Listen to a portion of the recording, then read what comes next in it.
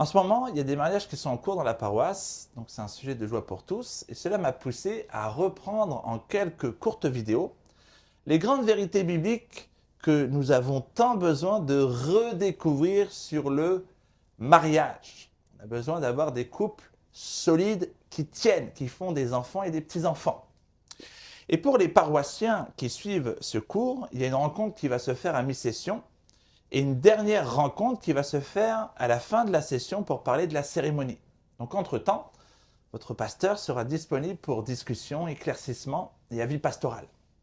Pour ceux qui ne sont pas de la paroisse, je vais laisser ces cours disponibles publiquement, et cela avec joie, mais sans pouvoir offrir le même accompagnement pastoral, parce que je ne peux pas être partout à la fois. Donc commençons la première leçon. Le mariage commence en Dieu. Aujourd'hui, on va commencer par le commencement.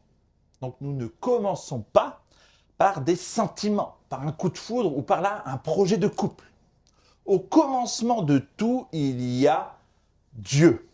Quand on parle du mariage, notre époque commence souvent bien trop bas. On commence par les émotions, par la compatibilité, par l'épanouissement personnel, par cette idée moderne que l'autre va me compléter, me réparer ou me sauver un petit peu. Mais bibliquement, le mariage ne commence pas avec l'homme. Le mariage commence avec Dieu. Pourquoi ? Parce que l'homme et la femme ne sont pas apparus au hasard. La Genèse dit « Dieu créa l'homme à son image. Homme et femme, il les créa. » Donc le mariage, ce n'est pas une invention sociale qu'on doit bricoler ou pour organiser simplement une vie commune. Le mariage, il est enraciné dans la création. Et plus profondément encore, il est enraciné dans le Dieu qui crée. Et quel Dieu ?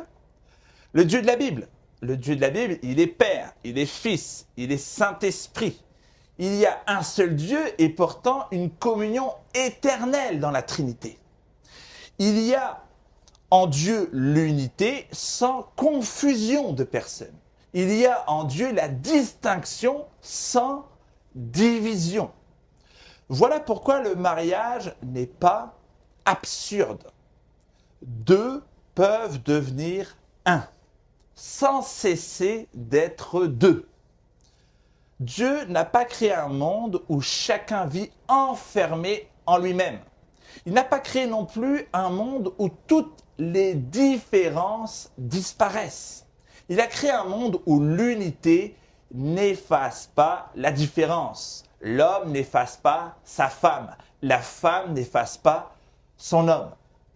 Le mariage chrétien, c'est précisément cela. Deux personnes réelles, distinctes, qui ne s'absorbent pas l'un l'autre, mais qui deviennent un seul foyer, une seule chair, un seul nous, à l'image de la Trinité. Le miracle du mariage, ce n'est donc pas une fusion romantique. Le miracle du mariage, c'est qu'à partir de deux jeux, Dieu fasse un nous. Et d'ailleurs, attention, dès qu'on parle d'ordre, de chef, de soumission, le péché va se réveiller. L'homme peut entendre « tu es le chef du foyer », et c'est vrai. Mais aussitôt, il y a comme un péché qui va murmurer « très bien, tu es le petit roi de la maison ».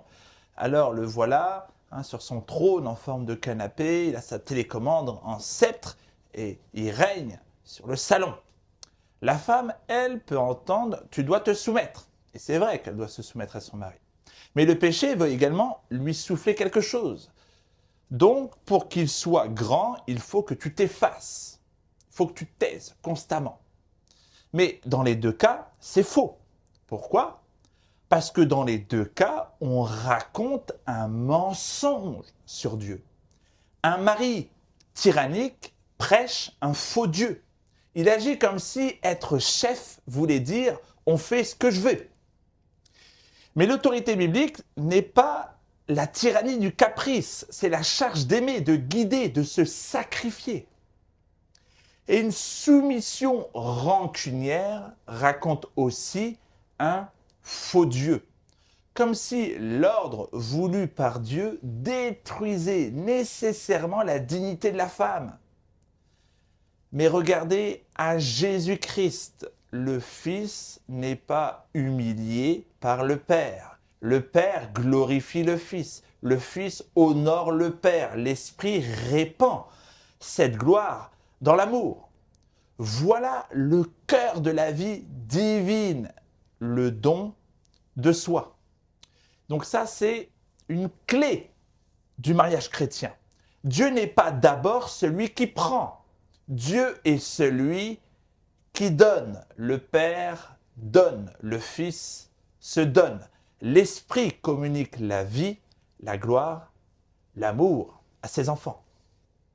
Et Jésus a donné sa vie pour son épouse, donc pour l'Église. Alors, un mariage chrétien ne peut pas tenir si chacun vient pour être servi. Il ne peut pas tenir si chacun réclame, exige, calcule, boude ou se protège sans cesse. Il tient seulement si chacun apprend, par la grâce de Dieu, à se donner.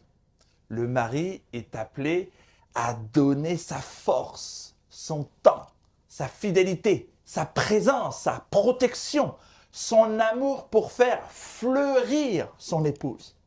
Et l'épouse est appelée à répondre avec honneur, fidélité, sagesse et respect pour soutenir son mari et l'aider à marcher droit.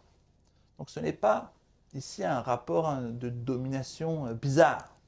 C'est un appel à se donner. C'est là que notre époque se trompe lourdement. Le monde moderne dit « trouve quelqu'un qui te comble ». Mais l'Évangile dit « deviens en Christ quelqu'un qui apprend à aimer ». Le monde dit « le mariage existe pour ton accomplissement personnel ». Mais les Saintes Écritures disent « le mariage existe pour refléter la gloire de Dieu ». Le monde dit « cherche quelqu'un qui te serve ». Jésus-Christ nous dit « apprends à te donner ». Alors, retiens ceci. Le mariage commence en Dieu. Le mariage tient par Dieu. Et le mariage devient beau lorsque l'homme et la femme cessent de jouer et être un petit Dieu l'un pour l'autre et apprennent enfin à vivre devant le vrai Dieu, le Dieu vivant, le Dieu qui se donne. Et là seulement, le couple cesse d'être un simple arrangement humain. Il devient humblement, mais réellement, un petit reflet de la vie de Dieu.